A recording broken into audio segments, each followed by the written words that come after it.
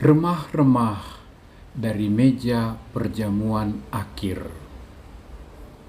Sebuah permenungan pada hari Kamis Putih.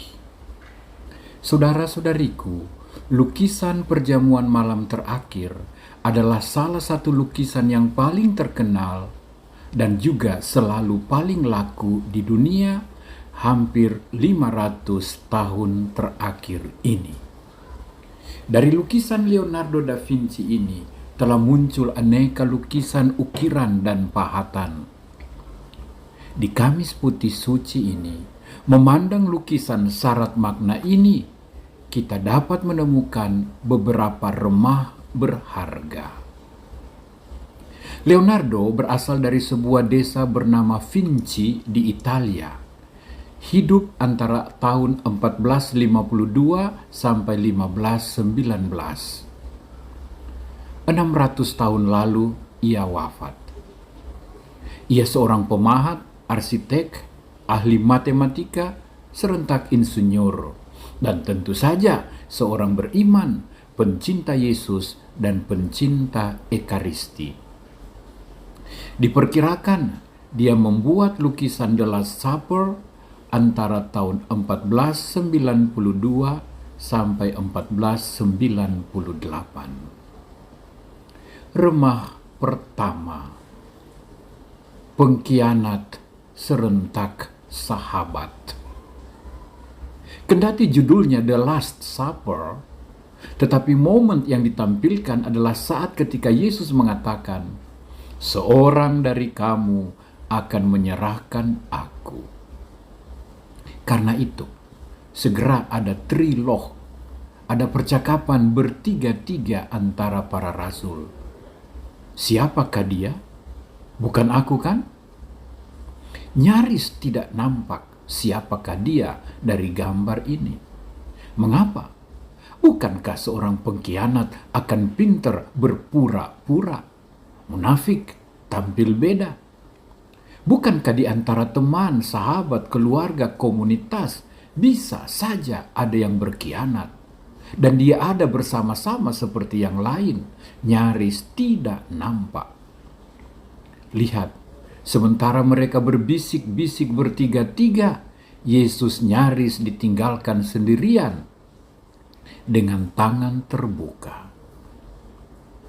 Inilah wajah dunia, wajah kita, gereja, keluarga. Ada yang meninggalkan, ada yang ditinggalkan. Jika seorang mengalami kesulitan, yang lain akan menjauh. Jika seorang tidak menemukan apa yang menjadi ambisi dan niat pribadinya, ia akan meninggalkan. Tapi, sungguhkah Yesus ditinggalkan? Sang pelukis menjawab lewat lukisannya, tidak. Lihat, Yesus dilukiskan dalam bentuk tangan terbuka membentuk sebuah segitiga. Dia ada bersama Bapa dan Roh Kudus, sebuah kesatuan Trinitas yang esa. Indahnya lukisan ini bukan karena mutu tinggi lukisannya, tetapi karena pesan kemanusiaan dan keilahian yang dikandungnya. Di hari Kamis Putih ini, gambar ini lalu mendamparkan renungan. Seorang pengkhianat bisa tampil sebagai sahabat karib bagi Tuhan. Tuhan bersama Bapa dan Roh Kudus tetap mengulurkan tangannya terbuka, memberikan kasih ampunnya dan menyambut kembalinya. Remah kedua, kisah dua wajah dari satu orang. Menurut aneka literatur, konon Leonardo melukis The Last Supper ini selama 7 tahun. Ia mulai dengan melukis wajah Yesus.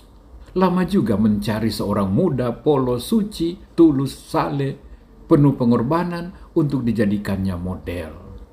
Ia menemukan seorang anak muda berusia 19 tahun dan ia mulai mengerjakannya. Sesudah Yesus, mulailah dia melukis wajah para rasul satu demi satu. Semuanya tuntas. Ia membutuhkan wajah seorang Yudas. Lama ia mencari dan mencari. Di sebuah penjara bawah tanah Roma, ia menemukan seorang narapidana, urakan, jahat, bengis, sadis, dan dingin. Ia minta izin untuk membawanya ke Milan dan melukisnya selama 6 bulan. Setiap hari, ia memandang sang narapidana dan melukiskannya dalam dinding tembok, di mana ia melukiskan The Last Supper. Ia pun puas. Seorang pengkhianat sejati telah sempurna dihadirkannya. Di hari terakhir itu, ketika sang pelukis memberikan sentuhan terakhirnya, narapidana itu berlutut di depan Leonardo dan berkata, "Engkau tidak mengenal aku?" "Tidak," katanya. "Saya melihatmu pertama kali di penjara." "Oh, tidak. Saya adalah anak muda yang kau lukis 7 tahun lalu sebagai Yesus." Saudara-saudariku, pada malam Kamis Putih ini, kita menunduk seolah tak mampu menatap wajah Tuhan. Betapa mungkin, betapa mudah dari putihnya kain baptis dan terangnya lilin baptis, kita mengembara jauh meninggalkannya. Tetapi malam cinta, malam kasih, malam ekaristi, malam korban ini, Tuhan mengenakan kembali pakaian putih agar kita layak duduk dalam perjamuan ekaristinya. Remah ketiga. Kok tidak ada yang duduk di depan meja perjamuan? Benar, itulah sebuah pertanyaan kritis. Biasanya orang makan bersama, duduk mengelilingi meja perjamuan. Mengapa lukisan Leonardo seperti ini? Bagian depan meja dibiarkan kosong. Tidak adakah yang duduk di sana? Kurang jelas. Jawaban berikut ini entah berasal dari Leonardo atau dari tafsiran orang. Katanya, meja bagian depan Yesus ini dibiarkan kosong sebagai tanda dan petunjuk bahwa engkaulah yang diundang untuk duduk di situ. Tuhan mengundangmu, Tuhan memberimu tempat dalam perjamuannya.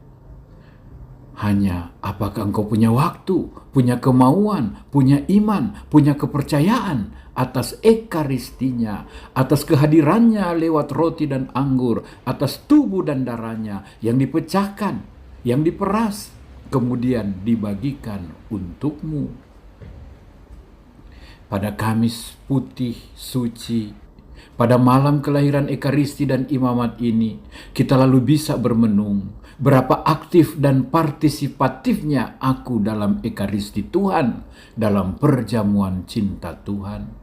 Dan jika aku hadir di perjamuan cintanya, apakah aku hadir sebagai pengkhianat dengan wajah polos dan pose inosent? Selamat merayakan Hari Kamis Putih. Syukur untuk teladan cinta dan pelayanan pembasuhan Tuhan. Syukur untuk sakramen ekaristi yang Tuhan berikan kepada kita dan untuk para imam yang boleh menghadirkannya. Sekalian, mohon doamu untuk kami para imam. Inilah perintah Tuhan, cintailah sesamamu dan saling melayanilah kamu, sebagaimana aku guru dan Tuhanmu mencintai dan melayani kamu. Tuhan, ini juga tubuhku, darahku, jiwaku, hidupku, cintaku, pelayananku, untukmu dan untuk sesama. Amin.